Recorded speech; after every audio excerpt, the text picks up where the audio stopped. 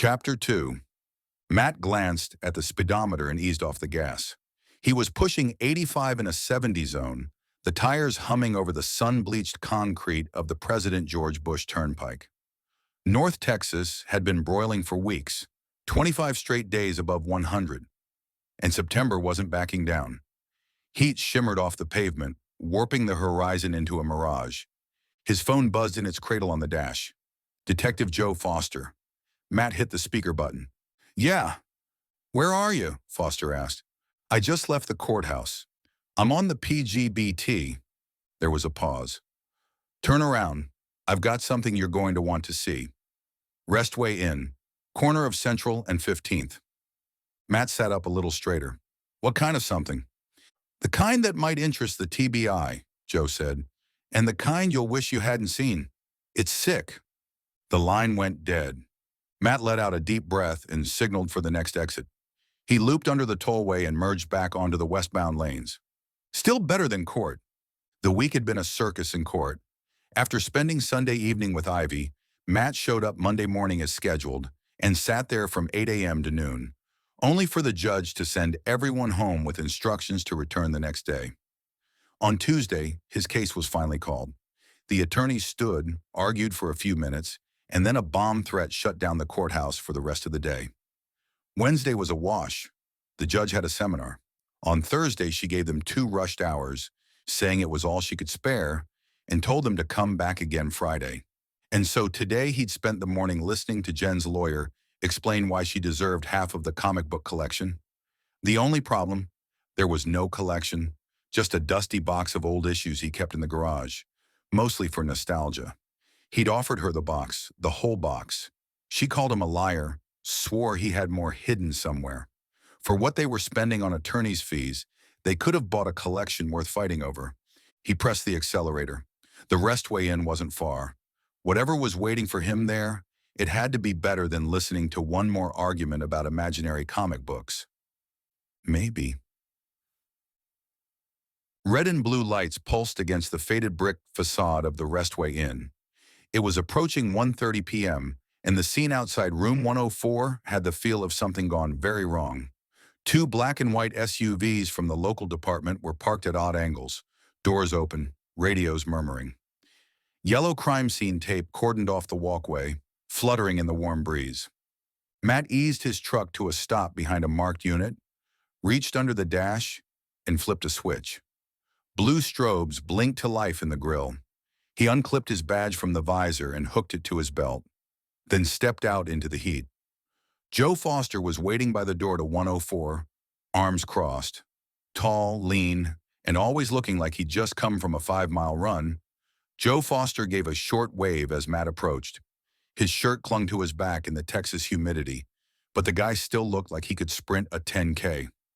A uniformed patrol officer was 10 yards from the door to 104 puking into the bushes. One of those cases, Matt thought. "You look like shit," Joe said by way of greeting. "Been in court all morning. What's your excuse?"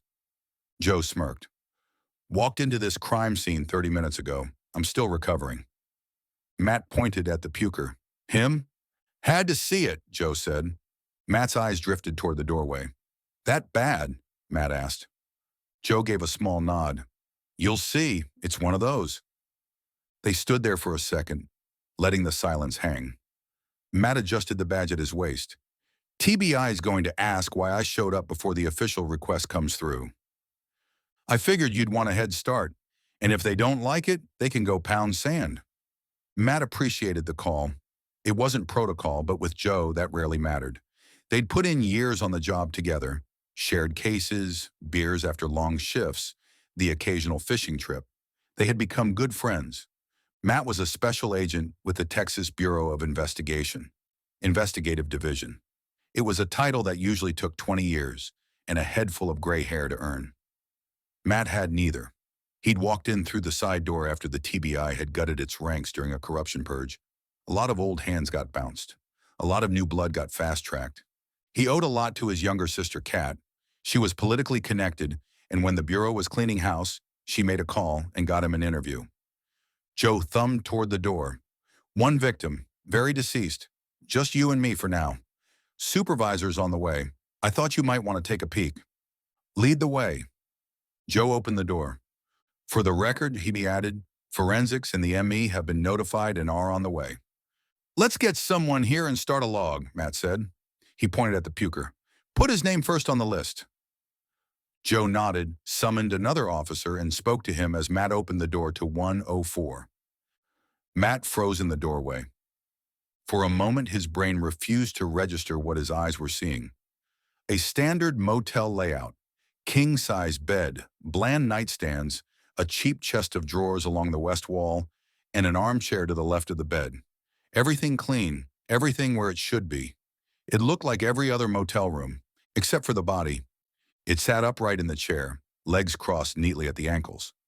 Male, young, late teens, maybe early 20s, nude, headless. Matt's gaze moved to the chest of drawers. The head had been mounted, impaled on a short stand. It was like a sick trophy. The neck was intact, the cut surprisingly clean. The skin around the severed edge had darkened, dried, but there was no pooling beneath it. The face was locked in a look of raw fear. It was the kind of look that caused nightmares. The mouth was partly open, lips drawn back in what might have been a final scream cut short. The head sat upright and stared back at the body. He was young. Matt had difficulty with ages. The fact the head was severed from the body made it more difficult. Dark hair, parted on the side, no facial hair, smooth skin, a kid. Matt scanned the room for the clothes, nothing. The clothes are missing, he said. Joe stepped beside him. I saw that too. Notice anything strange? Matt didn't look away from the face on the dresser. You mean besides the part where someone arranged a severed head to glare at its own body? That is his body, right? We think so, Joe said softly. People did that around the dead, as if volume might disturb their passage to whatever came next. Matt's eyes swept the room again. Bed, chair, carpet, walls. It clicked. Blood, he said. Where the hell's the blood? The room was spotless. No splatter on the walls, no pooling on the floor, no streaks leading in or out. Even the chair was clean, like the body had been lowered there gently by invisible hands. Not a single drop of blood, Joe said. Matt looked back at Joe. May I? Joe gave a single nod. Matt pulled on a pair of gloves and foot protection before stepping farther into the room. He paused, took out his phone, and took a couple of dozen pictures. He always took pictures. It was surprising how many things at a crime scene moved or disappeared. Matt stepped inside, crouching low near the body. He avoided the areas crime scene techs would need later: door handles, switches, floor seams near the entry. Matt had seen decapitations before. Motorcycle wrecks, a rollover on I-20 where a guy wasn't wearing a seatbelt and left half his skull on a guardrail. Those were accidents, violent, messy. This wasn't that. This was intentional. A real sick fuck did this. Matt knew all the medical terms used by the doctors to describe murderers: antisocial personality disorder, sociopathy, narcissism, etc. The medical professionals went to school for 8 to 12 years to learn how to say a real sick fuck in medical speak. He leaned in slightly, scanning the carpet under the chair, the base of the chest of drawers, even the seams along the molding. Nothing. Not a drop of blood. He stood again. How did they get the body in here without leaving a mess? Joe raised an eyebrow. They. Matt pointed at the corpse. This is a big guy. Somebody had help. Two-man job at least. The victim's torso was muscular, athletic, not the kind of person who would be easily subdued by a single attacker. Matt's mind raced through possibilities, each more disturbing than the last. Joe didn't answer right away, just stared at the head on the dresser like it might blink. A uniformed officer stepped into the doorway and let out a low whistle. That's Raymond Merrick. Joe turned. You sure? Positive. I go to all the games. Quarterback for Vista Ridge High. I pulled him over a few nights ago, speeding on Central, had his girlfriend with him. I let him off with a warning. Matt frowned. The name scratched at something in the back of his head. Who's Raymond Merrick? Joe raised an eyebrow. You really don't follow high school football? Not religiously. He's the quarterback, Joe said. Vista Ridge Hawks. Kid's a machine. Been starting since sophomore year. There's talk he's being scouted by at least a dozen colleges. Texas, Oklahoma, maybe even Alabama. His parents have money and connections, and they're not shy about it. This is bad. Matt pointed at the body. His genitals are missing. The skin at the groin had been scrubbed clean. No blood, no hair, no tissue fragments, just smooth, empty flesh where something violent had happened, then been erased. Fuck, Joe said and moved to take a look. He's been washed, Matt said, indicating the neck and genital area of the torso. Some kind of ritual, Joe suggested. Matt regarded the body. Something about the cleanliness made it worse. Creepier. There's another complication, Joe said. What's that?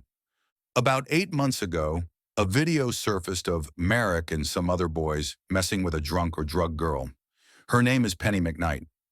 After the video appeared, her father, Reed McKnight, filed sexual assault charges against Raymond and some other boys from Vista Ridge High.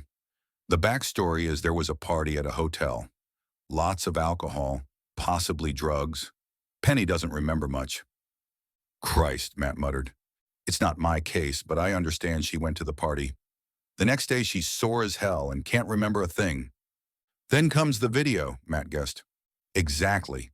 That's when Daddy swears out a complaint, Joe said. Daddy is the one pushing it. My understanding is Penny just wants it all to go away. She's been keeping a low profile. Her father's the one pushing the case forward. He's been vocal about justice not being served. No arrests? Nope. The department's been investigating, but it's been slow going. And Chief Wilson and DA like their jobs, if you know what I mean, Joe said. Money talks, Matt said. Joe nodded. Some people in town think the investigation would have moved faster if the accused had different last names. Is that true? Joe shook his head. I doubt it in this case. From what I heard, McKnight, Daddy has made a demand for money to make it go away.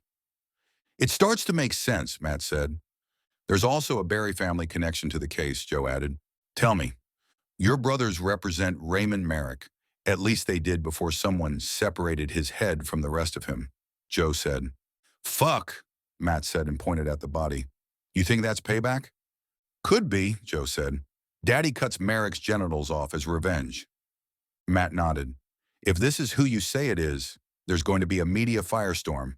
You need to lock this down. No one else enters this room. Secure the scene. Secure your people. Joe gave a short nod. Matt continued. I know it won't hold. Too many bodies on a crime scene. Someone always leaks. But make the effort. Slow it down. Start with the uniform at the door, Matt added. If he's already talking, it's only a matter of time. Joe cursed. I wasn't even on call today. I traded with Lieberman, the son of a bitch. Joe walked to the door and spoke to the patrol officer standing guard. Who was first on scene? Clara Bow. I got here after she called for backup. Have you told anyone about this? No, sir. Keep it that way. Secure this room. No one in or out without my say-so. And say nothing to anyone. Got it? The patrol officer took one more look at the severed head. I got it, he said and vanished outside, pulling the door shut behind him. Joe turned to Matt. How do you cut up a body in here and not leave a trace? A tarp of some kind, Matt suggested, but didn't believe it. I'll tell you what's weird. Let's assume whoever did this cut up the body somewhere else and transported it to the room wrapped in plastic. Look at the floor around the body and the dresser. There's still no mess. If I brought a severed head wrapped in plastic into this room and unwrapped it, I'd leave blood everywhere. So whoever it was took their time, Joe said, and then pointed at the body. The missing genitals might mean an angry girlfriend or jealous boyfriend or jealous husband. Joe moved closer to the headless corpse, pulling on a pair of gloves. I see no obvious signs of death other than the decapitation. No defensive wounds on the hands or arms. No visible bruising. He leaned closer. No ligature marks on the wrists either. He might have been unconscious or drugged before he was killed. So where was he murdered and disassembled? And how did he get here? Matt thought of dozens of other questions but said, I want to check the bathroom. Matt walked carefully to the bathroom, mindful not to disturb any potential evidence. The bathroom was unused, the sinks clean, and the towels and small bottles of shampoo and conditioner still in place. He discovered no sign the killer or killers had set foot in the bathroom. He checked the shower and found no trace of use. He examined the drains for any sign of blood or tissue, but they were clean. Find anything? Joe called from the bedroom. Nothing, Matt replied, stepping back into the main room. Place is untouched. Not a fingerprint on the faucets, no water splashes, nothing. Joe shook his head. Same in here. Room appears untouched except for the body and head. They left the room as two crime scene technicians entered, cases in hand. Joe stopped them both at the door. This is Raymond Merrick, quarterback at Vista Ridge High. This stays quiet, understood? No calls, no texts, no social media. Department policy on confidentiality concerning ongoing investigations is in full effect. The text nodded solemnly. Matt walked to one end of the row of rooms and then back. He pointed. What do you suppose happened to the cameras? There were what appeared to be camera mounts fixed to the brick, but no cameras. Never working when you need them, Joe said. I'm going to touch base with the supervisor and find out what's keeping her. Do you want to take the housekeeper? I'll join you after I make this call. Matt nodded and motioned to the motel office. I'll start there.